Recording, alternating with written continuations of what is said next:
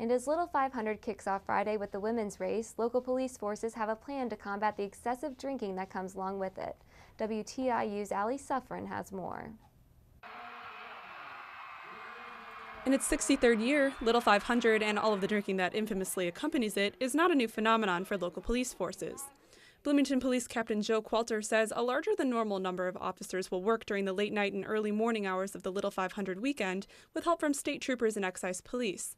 In addition, there will be extra jail officers from the Monroe County Sheriff's Department and remote booking sites at both the IU and Bloomington Police Departments. Even though this is the busiest time of the year for the BPD, Qualter says there's been a decrease in crimes and arrests over the years. In the early 90s, we had situations where in an apartment complex north of town, high density factor of students, also had large parties, lots of fights, cars that may have been set on fire. So we had almost a riot type situation up there. So what we did was we really made it clear that that was not going to be tolerated, and we took a zero tolerance approach to the Little Five and all that comes with it. Little 500 race director Jordan Bailey agrees with Qualters. The race's drinking culture peaked in the 90s and has since settled down significantly.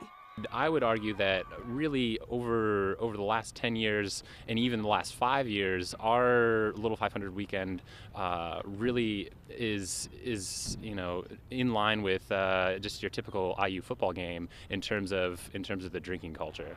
264 athletes will compete Friday and Saturday, and around 20,000 fans are expected to attend the races at Bill Armstrong Stadium. Money raised by the event will fund scholarships for students on the Bloomington campus. For WTIU News, I'm Ali Suffren.